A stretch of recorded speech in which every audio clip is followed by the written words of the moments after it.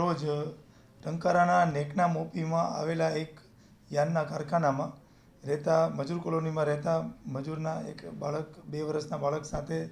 દુષ્કૃત્યનો બનાવ બનેલો હતો, જેમાં એની સાથે સૃષ્ટિ વિરુદ્ધનું કૃત્ય કરવામાં આવેલું હતું અને તાત્કાલિક આ અંગે ફરિયાદ નોંધી અને આરોપીને શોધખોળની કાર્યવાહી ચાલુ થઈ હતી, જેમાં આરોપી રામ વિકાસ સન ઓફ ગેના શાહ તૈલી મૂળ રહેવાસી મોતીહારી બિહારના હોવાનું ખુલવા પામેલ હતું અને આરોપીની શોધખોળ સાથે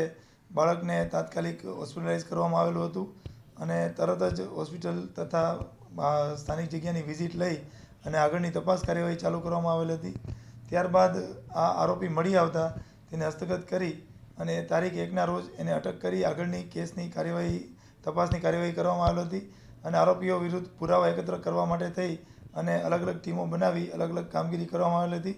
જેમાં આ નાનું બાળક હોય એ પોતે નામજોગ ઓળખ ના આપી શકે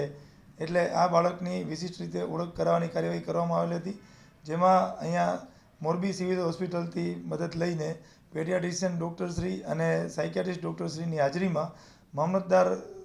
સાહેબ દ્વારા આ બાળક તરફથી આરોપીની ઓળખ પરેડની કાર્યવાહી કરવામાં આવેલ છે અને એનો રિપોર્ટ પણ આ કામે સામેલ રાખવામાં આવેલ છે। આમ આ આરોપી પકડી અને જે કોર્ટ હવાલે કરતા નામદાર કોર્ટ તરફથી એમના 5 દિવસના રિમાન્ડ પણ મંજૂર કરવામાં આવેલ છે। બનાવનું કારણ હાલ પ્રાથમિક દ્રષ્ટિએ એવી રીતે સામે આવ્યું છે કે આરોપી અને જે ભોગ બનનાર બાળક છે એના પિતા છે એને બેયને નોકરીના સ્થળે કામકાજની બાબતમાં કોઈ માથાકૂટ થઈ હતી અને એની રકઝક અને ઝપાઝપીના અંતે આરોપીએ બદલો લેવા માટે થઈ અને આ નાના બાળક સાથે દુષ્કૃત્ય કર્યું હોવાનું સામે આવે છે। એકચ્યુઅલી છે એ લેબર કોલોની છે, એમાં નીચે અમુક મકાનો છે, ઉપર રવેશ છે અને લોબીમાં મકાનો છે, એમાં એક રૂમના જ બધા મકાન છે।